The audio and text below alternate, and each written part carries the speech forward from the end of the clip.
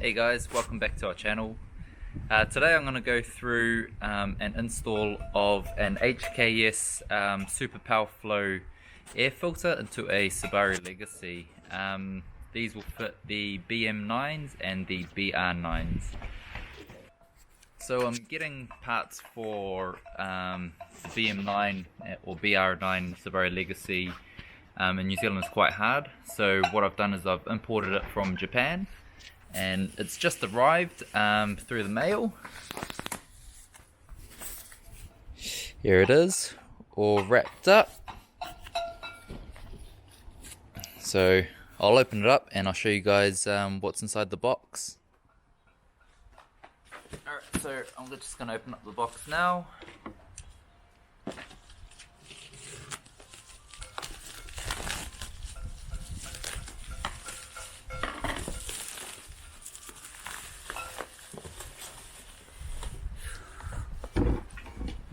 Beautiful.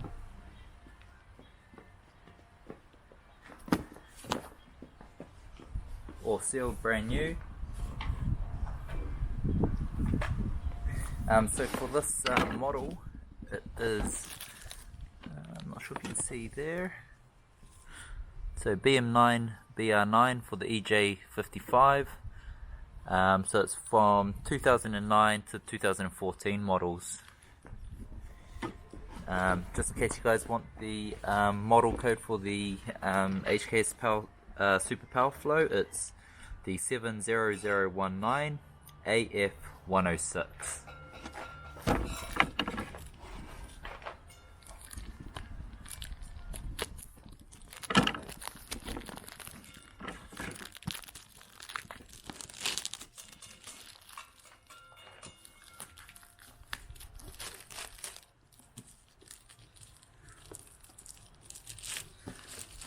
So normally I know a lot of people will say, oh, you shouldn't put a, air intake in, it's going to suck up all the hot engine air. But as a lot of people know, it sucks it in first, but then it goes through the intercooler, which cools it down as well. So really it's not, because it's not making massive power, it's just for a run, and it doesn't really matter too much.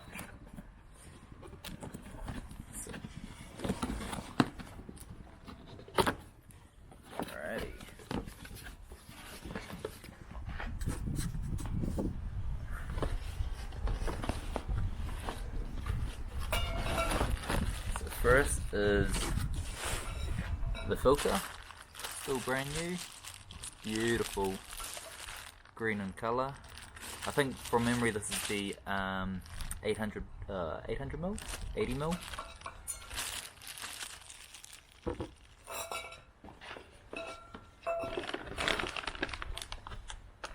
The attachment and all.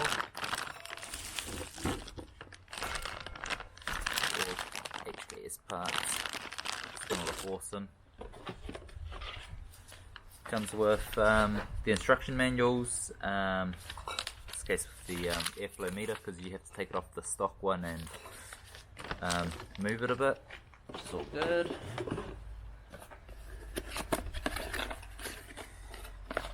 And this is where you attach the airflow meter through here. All bolts in. So this should be quite a simple install. So let's get to the install. Okay, so here we have the stock standard Subaru Legacy. It's a 2009 model, BM9, but also the airflow that we're going to install can fit the BR9. So the first thing that you want to do is you want to remove this air duct, and then from then we're going to remove the stock standard airbox here. Because I've only got two hands, I'll have to remove it and then I'll show you what it looks like bit by bit. Alrighty, so the air duct is removed. I took out the two small caps which were situated here and here. I kind of broke one of them just a little bit, if you can kind of see.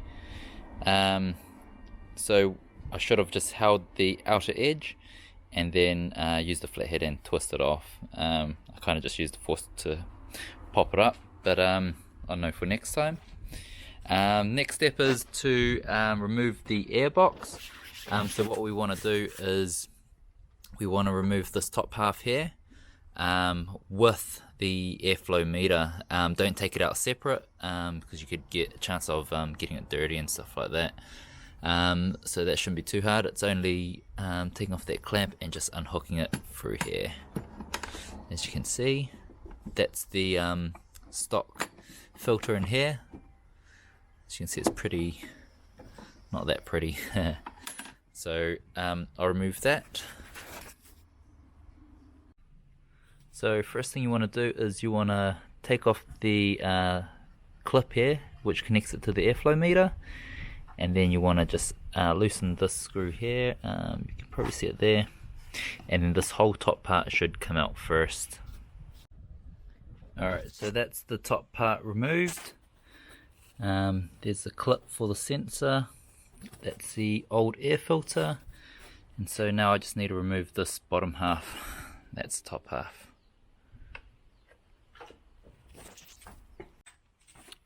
Oh, and this one here, it's an 8mm, just in case you can't reach to untie it yourself. You can use an 8mm to loosen that up. And then you want to grab a 10mm to loosen this bolt here. Once that's taken off, you can remove this bottom half. So once that one's taken off, you'll have a 10mm screw just down here holding the bottom half on. So once that's removed, all of that should come right out. Alrighty, and this is the rest of that airbox. Now it is empty space, all ready for the HKS Super Power Flow. And so we want to start with that piece there.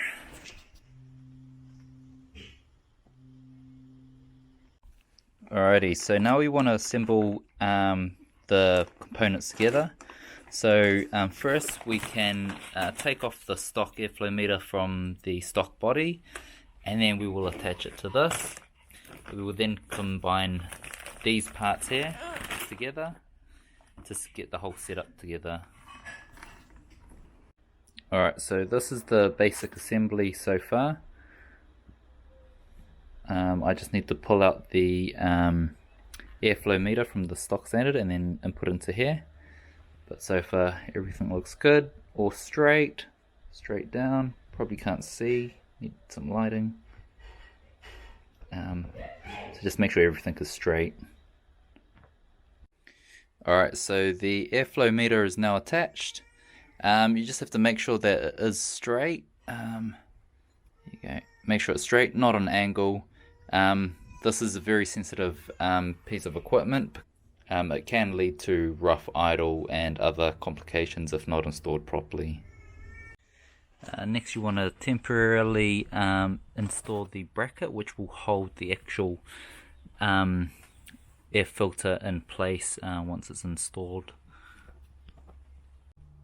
Alrighty, so that's the air intake all installed, attached to the bracket onto the car body, so that will hold it all in place. Next we're going to attach the air duct back on, so all the air will flow straight into the through the filter. Alright, so this is the air duct all installed. You can see that it has a bracket as well, just to stop it from moving. I had to drill a hole just inside the plastic cover, which is fine. I also moved the mount from the first one to the second one, just so that the air filter takes in all the air directly from the air duct. And that is the install all done. Hope you guys enjoyed that video, and we'll see you at the next one.